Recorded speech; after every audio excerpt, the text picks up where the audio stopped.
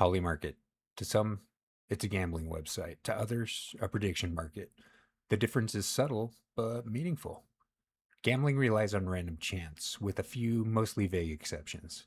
Prediction is more nuanced. Prediction can be driven by a host of factors. Some people might have inside information, a technological edge, or maybe they have superior pattern recognition, which is ultimately the measure of intelligence. It's a whole other conversation. Others have started using Polymarket or the other prediction markets like Kalshi as a means of making profits through manipulating reality in a way that is starting to become something dangerous. When thousands and sometimes millions of dollars are on the line, motives move beyond letting things unfold and shift to tipping the scales to produce outcomes. Some will inevitably use these markets to gamble. We gamble on everything. It's as human as making mistakes.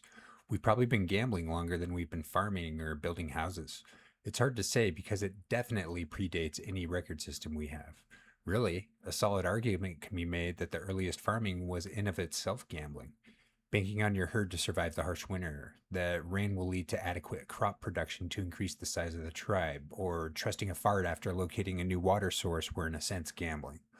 With the evolution of scientific inquiry, even before we called it that, it became less of a gamble and more of a prediction. And for a lot of people, even now that distinction will be lost. The more we change, the more we're the same. But when motives are loaded in, it gives rise to abuse and manipulation. In the modern world, when a degenerate has staked their livelihood on an outcome, there isn't much they wouldn't do to make sure that outcome is realized. That's a problem because these prediction markets will let someone play for stakes on outcomes that can have profound effects. And if they are willing to tip the scales in their favor, then we all lose, and it gives rise to things spiraling into a direction that only they want, and can give rise to suffering the likes of which most of us actively avoid. Like when a woman realizes she's wrong, a man gets the most minor of colds, or someone in between realizes they aren't at all interesting. Absolute devastation. Polymarket and its incestuous cousins really rose to fame when election results were better predicted by them rather than what the surveys and polls said. Time tested institutions had been usurped by the new kid and has changed how we perceive expected outcomes. And let's be honest, the methods they used by those surveys have become as dated as the institutions that conduct them. They're clinging to relevance with the same atrophied grip that boomers have on reality, which by itself is a good thing. Being able to predict outcomes is tremendously helpful.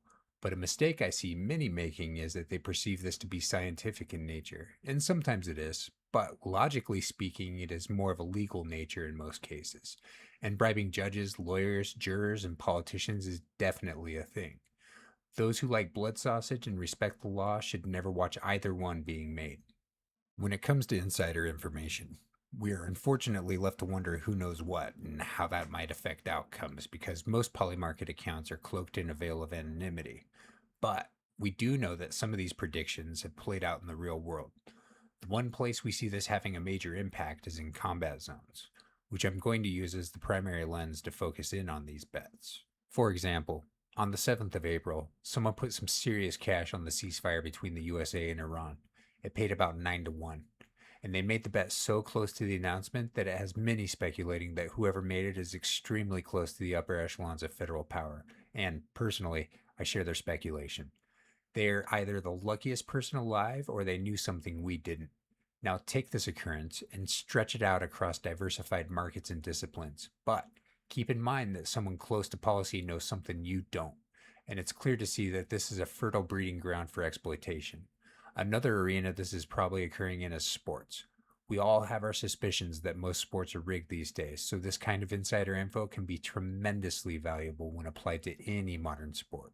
The technological edge is one of the best ways to use Polymarket as a way to make a solid livelihood.